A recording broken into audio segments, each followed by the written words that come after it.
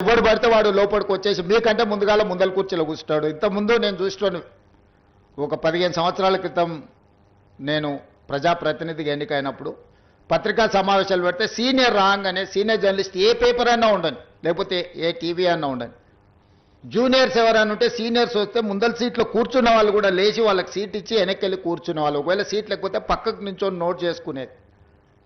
ఒక బాధ్యత, ఒక గౌరవం, ఒక మర్యాద.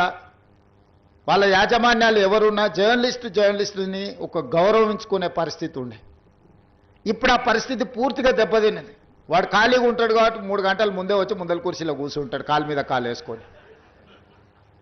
వాడికి ఆ వచ్చిన సీనియర్ జర్నలిస్టు వాళ్ళ జీవితాన్ని మొత్తం జర్నలిజంలో కలిపినరు. వాళ్ళు సిన్సియర్గా ప్రజా సమస్యల్ని విశ్లేషించడానికి, పరిశోధనలు చేయడానికి, వాళ్ళ జీవితాన్ని, ఆరోగ్యాన్ని ఫనంగా పెట్టి, కుటుంబాలను కూడా ఫనంగా పెట్టి ప్రజల సమస్యలను తెలుసుకోవడానికి ఎక్కడెక్కడనో మారుమూల ప్రాంతాలకు వెళ్ళి రోజుల కొద్దీ ప్రజలలో మమేకమయ్యే ఆ సమస్యల్ని తెలుసుకొని వాళ్ళు రాసిందన్న సంగతి, పాలకులు చేస్తున్న తప్పులను పట్టుకోవడానికి నిరంతరం శ్రమించి విశ్లేషించి, మన ప్రాంతంలో జరిగిన విద్యుత్ ఉద్యమాల వెనుక ఇంత కఠోరమైన దీక్ష జర్నలిస్టులది ఉన్నది.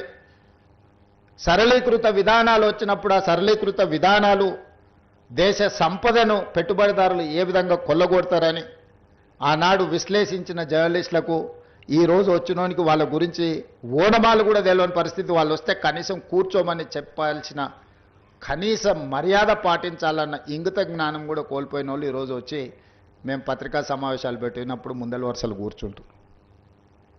కూర్చోవడం కూడా ధిక్కారంగా,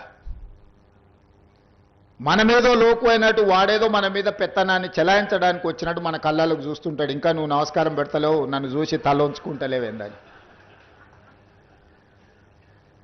నాకైతే అప్పుడప్పుడు అనిపిస్తుంది దిగిపోయి పల్ల చెంపలు వలగొట్టాలని. కానీ పరిస్థితులు, హోదా అడ్డం వస్తుంటాయి. గతంలో జర్నలిస్టులను చూస్తే మర్యాద ఇచ్చి పలకరించి ప్రెస్ మీట్ అయిపోయిన తర్వాత వాళ్ళతో 10 నిమిషాలు మాట్లాడి మేము చెప్పిన దాంట్లో ఏమన్నా లోపాలు ఉన్నాయా, లేకపోతే మేము చెబుతున్న ఉద్దేశం ఇదే అని